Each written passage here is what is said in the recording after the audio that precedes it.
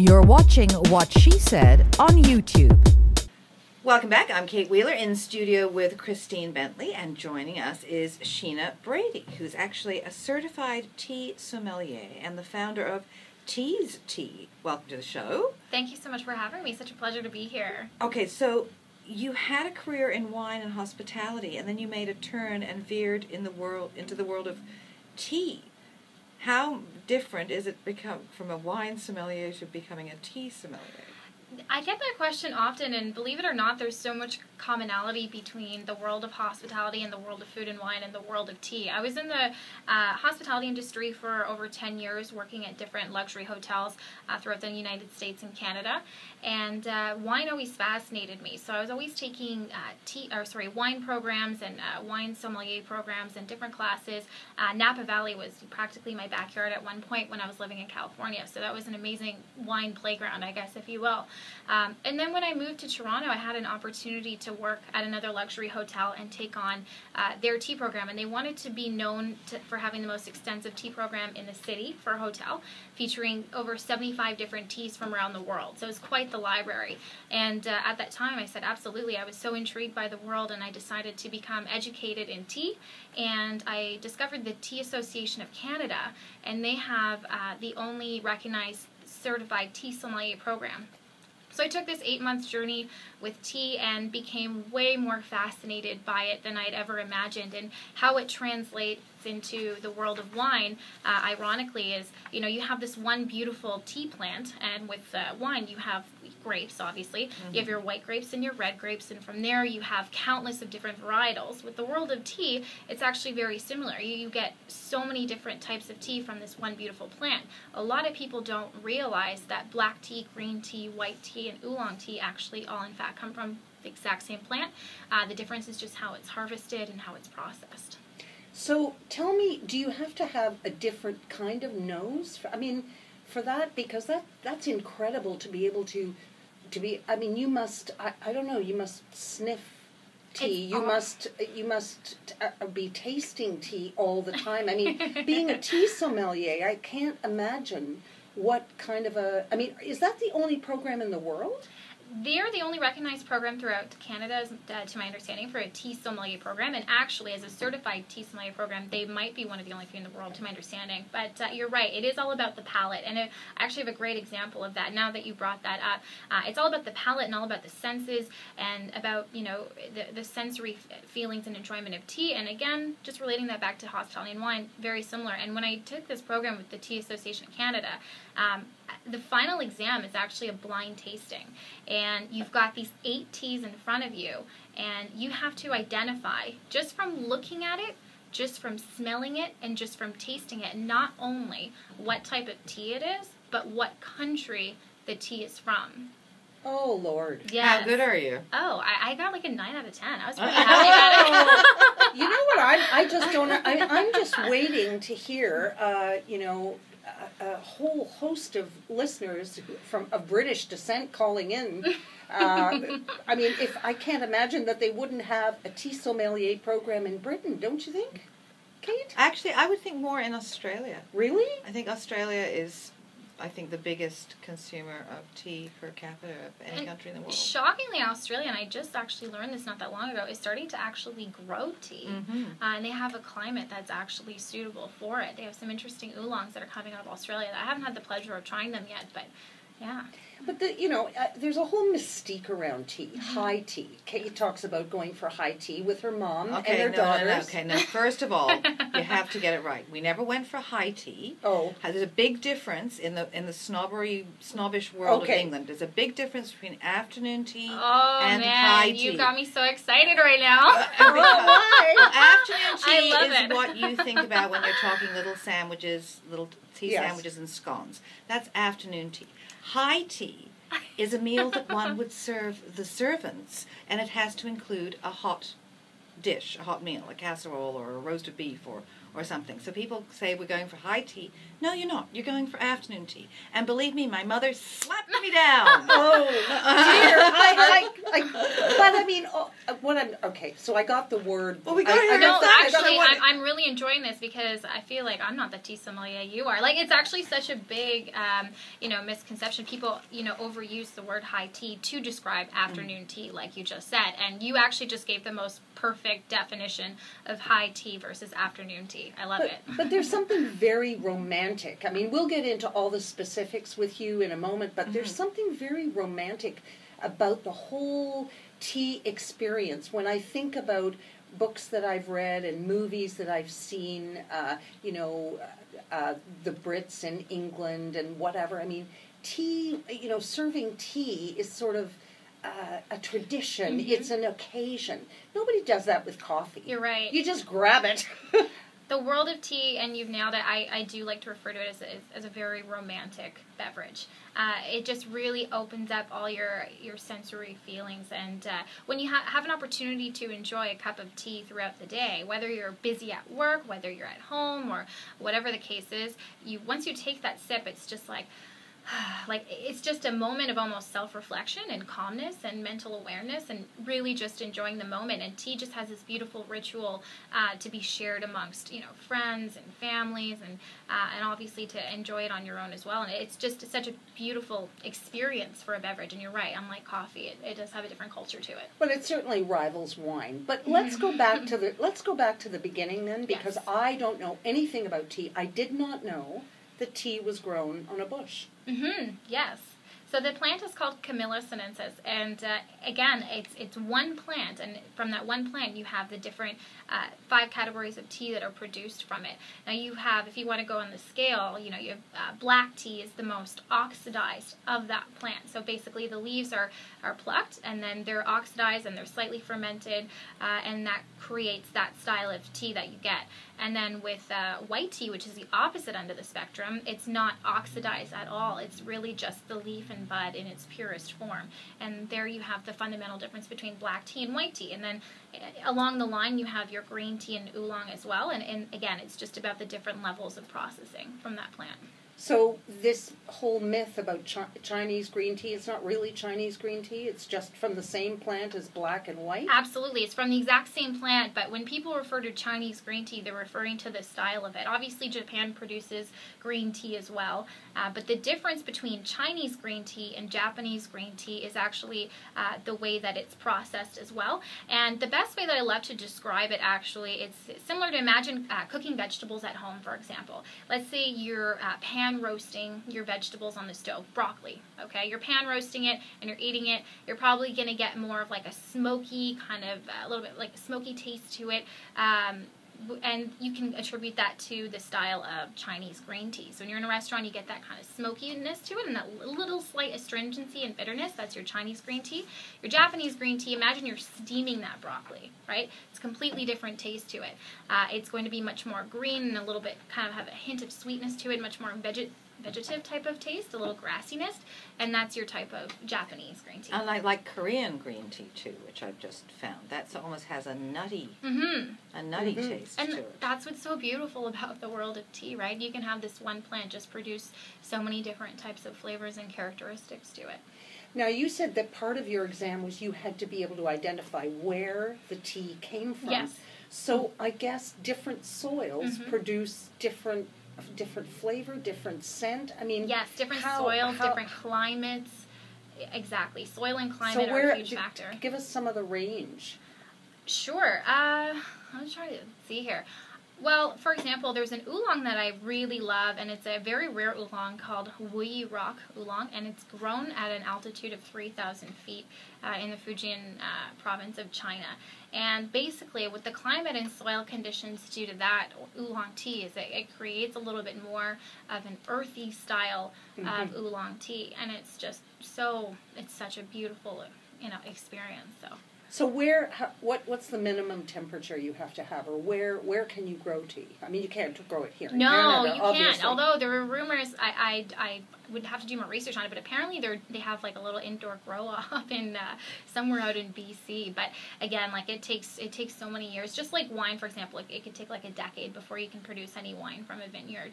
It's very similar to the world of tea too. So. Tea pretty much grows in most countries throughout Asia. As we mentioned, Australia in recent years has been able to produce tea as well. And that's pretty much it. Tea does not grow in England, contrary to what some people believe, even though they're big tea drinkers. It all came from India. Exactly. The colonies, exactly. my dear. The colonies. Exactly. But in addition, we're going to keep you over the break, because Wonderful. you're going to tell us that tea actually is there for anything cut to that the ails chase. you. She's got aphrodisiac tea. Yes, to tell she's us got about. aphrodisiac. So, Really? if you need to get in the mood, or you need to soothe something or other, she has the tea for you. Welcome back. Kate Wheeler and Christine Bentley in studio with you today, and joining us is Sheena Brady, the certified tea sommelier and founder of Tease Tea. Now, first of all, Sheena, can you help us understand what the difference is between a tea and a tisane? That's a great question. So essentially, just kind of break it down in its most simple form. Again, I mentioned earlier that tea essentially comes from all the same plant. Well, tisanes do not. Tisane is basically another word for an herbal tea or an herbal blend. So generally, it's always going to be caffeine-free, and it could be anything from, a combination of different types of flowers. So chamomile, rose, lavender. It's basically these all-natural herbal ingredients that are added. And they're usually more promoted for their relaxation benefits and some other health benefits as well. So they're in fact not really teas, they're just herbs that are soaked in hot water? Exactly, that's exactly what they are. Yeah, so we call them a herbal tea, but really it should be a tisane. Yes, they're technically not in the tea category. Because there's really no tea in them. Although they may Yeah, have some. some herbal blends do incorporate tea, to add additional types of flavors and uniqueness to them. So are there any teas that are caffeine-free? There are teas that can be decaffeinated, and it's the same process as coffee being decaffeinated. But generally, no, there are no teas specifically from the plant itself that's caffeine-free. It'll all at least have a minimal amount. Black tea, obviously, again, black tea on one end of the spectrum, white tea on the other. White tea has the very least, so next to nothing, and then your black tea has the most caffeine. And I hear sometimes from some sources, and I don't know if it's true, that tea can have as much, if not more, caffeine than coffee. It depends, and I get asked that a lot, actually. One of your colleagues actually asked me that when I came in, and I think that the misconception with that statement is essentially tea gives you a different type of energy boost than coffee. When you have a cup of coffee, you feel like you can take on the world for an hour, and then it's over, and then you kind of crash, and then you might, depending on how sensitive you are to the caffeine, you might get a little bit of nausea and a little bit of the jitters, whereas any type of tea that you drink with caffeine will give you a clean, consistent, sharp energy that is much longer sustained. So there's less caffeine, but you enjoy the benefits of it longer. Well, it's also, I think, people get confused about weight. Yes, there's more caffeine per ounce in tea than there is in coffee, but Yes. you're not exactly using a whole ounce of tea, because that would be a great lot. point, too. It's like Exactly. light of a That would be a feather, lot. as opposed to, so you're using less tea, therefore you're getting less. But if you look at it, the weight thing, Absolutely. So tell us, you started your company, Yes. Tease.com, Teasetea.com, teasetea.com, TEASE.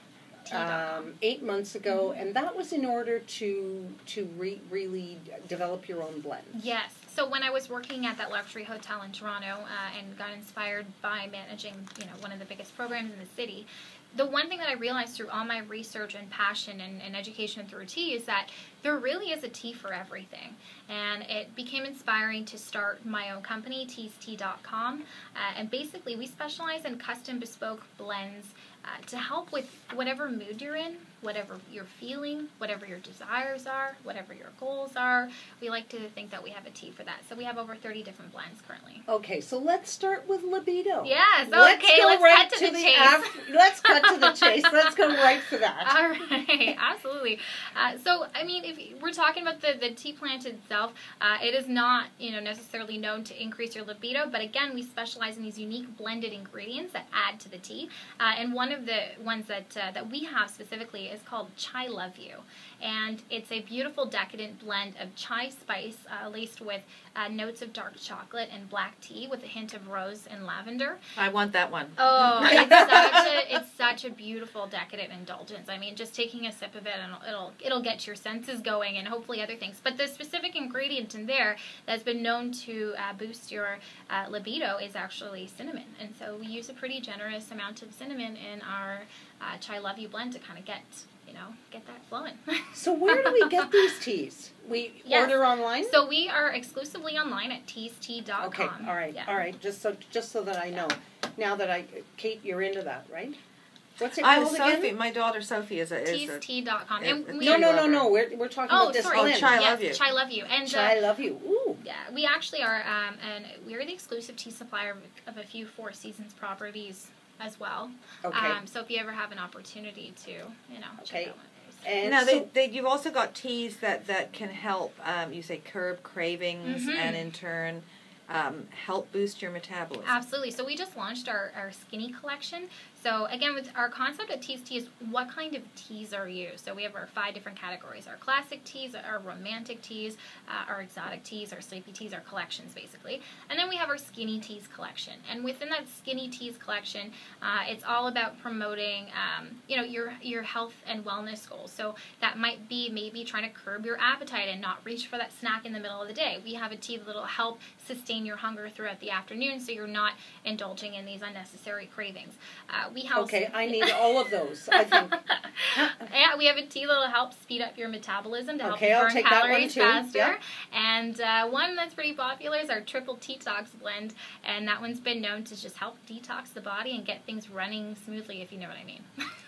Okay. So it got Senapods in Yes, it. it does. I knew it. You should be the tea sommelier. It's funny because, my grandmother, she had Senapod tea every night. But, literally there would be a jar full of Senapods, and she would just run warm water over them. And I'd say, what's that? And she'd say, you don't have to worry about it now. You don't want to Maybe know. later. But that was just something I grew up with. But then again, she also sort of made her own shampoo by melting down the soap in Oh, that. that's so neat. I love But that. that was what it was. And lavender. She'd pick the Yeah. lavender and she'd throw the lavender into the Yes. teapot. Why not? And bergamot, which is what I think Citrus I oil. love about Earl Grey. Earl Grey. Absolutely. Earl Grey teas. It's just that, and I can tell when it's there. What I want to know, the flower buds that open in the teapots. Yes, the blooming teas. The yeah. blooming teas. Mhm. Do you do any of those? I do. I have one artisanal blooming tea that is sourced from China, and it's called Blooming Beauty, and I just fell absolutely in love with the way it opens up. Each and every single blossom is literally hand-sewn to perfection, and inside that little hand-sewn blossom is chrysanthemum flower and jasmine flower. So, once you pour the warm water on it, just slowly opens, and you can see it's just slowly releasing its flavors and its beauty in the cup, and it's such a beautiful experience. I've never seen You've that. never seen a Oh, blooming they're tea? so No. beautiful. Only reason to own a glass teapot. Yeah, exactly. They're just gorgeous. We used to like going down to New York for afternoon tea in the village by the Green. And they always had blooming teas, and just gorgeous with little sandwiches. I didn't feel like I was in New York until I'd done that. It was just part of the whole ritual, Absolutely. but it is very much a ritual. It's such a ritual, and it's a beautiful experience. So what are your favorite teas? Oh, good question. Oh my goodness. I get asked that a lot. I just, again, I have 30 different blends on my website, and I'm just constantly getting excited about different blends. But if I had to pick my current favorite, it's Skinny in the City, and that's part of my Skinny collection. And It's nothing crazy with different ingredients in it. It's actually a plant called yerba mate, and it's very popular in Argentina and areas throughout Brazil. And it's just this, I call it the super freak of teas. This tea actually has 90% more antioxidants than green tea, and that's the tea that will help also speed up your metabolism, and it gives you this crazy focus. And as I was doing my research on yerba mate, I found out that there's actually a lot of CEOs that swear by this tea. Tim Ferriss, for example, who's a well-known published author, he swears by yerba mate to get his creativity going and to get his focus going, and he says there's nothing like it that helps him produce beautiful work. And I find that with myself too. And it's just an amazing pick-me-up and gives you a good state of even just mental awareness. It's now, amazing. On your website, you've got that you can create your own blends. Yeah, so we just launched that for the holiday season. So now you can be your own tea sommelier if you want, and you can go on the website and blend your own tea. And we have a list of ingredients. So you choose your base tea, so your black tea, green tea, white tea, whatever you'd like, and then you can choose different ingredients. So maybe lavender, ginger, rose, whatever floats your boat, or different profiles. And we actually, the best part of the website is we have a live chat feature. And I'm on there basically 9 to 5, 5 days a week, and you can chat live basically with a tea sommelier and say, you know what, I'm thinking of making my own blend. What ingredients do you recommend for these health goals that I'm looking for, or for these flavor profiles, or maybe you just want one of our blends that are already created and need advice. So I need to ask you, not knowing a lot about tea, but now I'm getting sort of Are you getting enthused. excited about it? Yeah, I'm getting excited. I'm going to go order some because I'm going to hopefully have some here in time for Christmas for this friend of my son's who he's bringing up, who loves tea, so I can experience it with her. Now, what is the best way to blend? To steep tea. I mean, what is the best? What is the best thing to do? A glass teapot you were talking about. Well, that's for blooming, so you see the flower bloom. Does it matter what the teapot looks like? Sometimes it does. I don't. The last thing that I want to do is complicate the world of tea. I feel like it's a very beautiful yet overwhelming thing in itself. But to kind of break it down in the most simplistic form, there is a way to make the perfect cup of tea. Okay. And it's not that difficult. Okay. First and foremost, I always swear and say by this, warm your cup. It's so important. So if you're going to boil hot water anyway, swish it around in the cup, pour the rest out, and next put in your tea. So your loose leaf tea, let's say it's black tea. First and foremost, black tea, just remember, black tea equals boil. You always want your black tea at boiling. Everything else under that, you usually want it less than boiling. So green tea, for example. Some people say, oh, I don't like green tea, it's really bitter. Chances are you might not be steeping your green tea correctly. You might be burning the tea leaves if you're using boiling hot water, thus creating that really bitter, astringent taste. So just, put your kettle on, and I have a good ear so I can hear when it's the perfect temperature. But you can let it boil, but then just take it off the burner and give it like maybe 20 to 30 seconds, and then by then it should be at the perfect temperature for your green teas or your oolongs to not burn the leaves. So what about teas that are in a bag? Obviously, I mean, we have a certain snobbery about tea, right? Yeah. So you would not drink that kind of tea. Well, the world of tea bags has come a long way, so I'll give the industry credit in that sense. Now you have these luxury pyramid silk sachets that really give the tea leaves an opportunity to expand, but generally, if we can kind of relate it again to the world of wine to kind of break it down, let's say you're getting that $10 bottle of Malbec from the LCBO, for example. What's going into that bottle? Well, chances are, you don't have a picker there grabbing all the grapes by hand. It's probably a big machine that's going there, and they're hacking everything from the stems and the grapes and some soil particles. Often with tea bags, the type of grade is very similar. It's called a CTC grade. And so you've got these mass machines that are going through, and not all, I just want to be clear in case the Tea Association is listening in, not all tea bags are created equal, but generally, like the cheaper ones that you buy at the drugstore or the grocery store, again, you have these machines going through, they're hacking everything from stems and tea leaves and soil particles, so you don't really know what you're getting into your cup. Loose leaf tea, you know what you're getting. You can literally see the beautiful tea leaves, and you can put them in your infuser, and you can trust what's going into your cup as you're watching it expand and grow. So let me ask you about the infuser. Now that would be the little metal thing that you put the tea in and screw it on, or you have something that sits on the top of your... Or tea strainer, yeah. Is it always metal? Does the metal not change the flavor? Generally, you use like a stainless steel so that it doesn't affect the flavor. Okay. Yeah. I use one, my favorite one, and I'm sure you sell one that's wonderful, but my favorite one is one I bought. It's $1 at IKEA. Yes, It's I like- have that too, actually. It's a little great. grip the one. little pinchy one? Yeah, it's fat, and I've got a few It of is them. fabulous. What do you mean, It's a the little best. pinch what? It It's just like you scoop it in. It's like a teaspoon. It's like a dome, and it's just they're $1, and they're at IKEA, and I They're have them great. all over the place because often, if it's a tisane, as I understand it, you can actually use it more than once if you like it. You don't have to throw it away. Is it stainless steel? Yeah. Okay. Yeah. I just wondered, I always wondered, whether it would kind of affect the flavor. Yes, and so stainless steel generally won't, so that's why most tea accessories are like that. But if you're still a little bit conscious about that, you can also use biodegradable tea filters. So literally it's your own little bag and you're just scooping it in and putting it in your cup, and we sell those on our website as well. But I like your point about re-steeping tea because a lot of people don't realize that. A lot of people steep their green tea or whatever and then they toss the leaves out. Black tea, generally, you won't get a lot of flavor out of re-infusing it, but green teas and oolongs and white teas and some herbals as well, absolutely. You can steep them like 2, 3, 4, sometimes even 5 times throughout your day, and you'll get a new, different cup of flavor and experience every time. Yeah, so I just saved that. I'm glad you like the little IKEA Yeah. one. I I thought do it was love the it. best. I No, thought it was I the best do. one I'd seen. It's So so the Yeah. next practical. time you go, pick me up some. Oh yeah, just my favorite thing to do just before Christmas. Go to IKEA. So besides weight loss and besides libido, sort of, what other things does tea address? Yes. Well, there's an herbal tea called rooibos, and it's from a plant in South Africa. And this red rooibos plant is really good for stomach issues. So if you're having like an upset stomach or cramps, for example, or PMS, and it's also great for your skin too. So it help kind of hydrate your skin. So it's some great properties to it, and for like eczema, psoriasis, all sorts of things. Wow. Yeah. I mean, I just had no idea. Now, what about shipping costs? For my company? Yeah. We actually offer free shipping on all orders over $50, which is fantastic. And then we offer flat rate shipping anywhere in Canada and the United States for only $9. And we ship internationally for flat rate too. How long does it take from the time you order to getting it?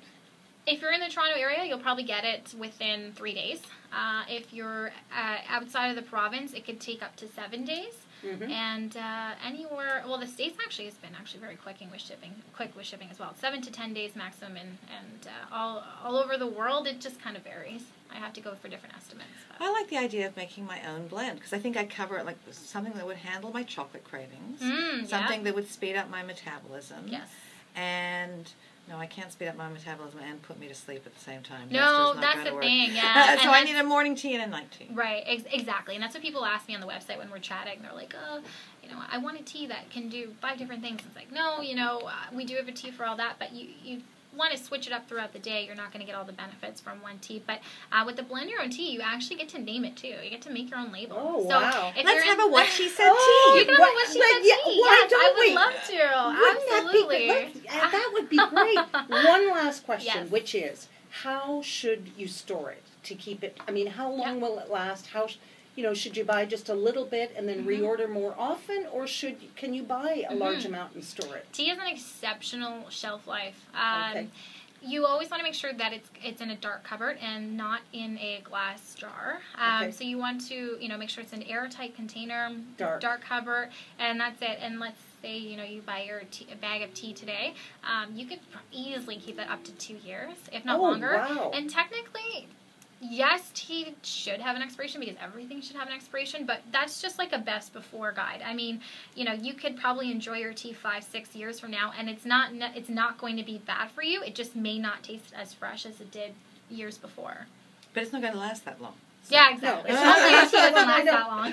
Well, I mean, I have been asking a lot of silly questions because I'm not knowledgeable about I love tea. it. All of which Kate probably knows the answer to. But anyway, As usual. Tea sommelier in training.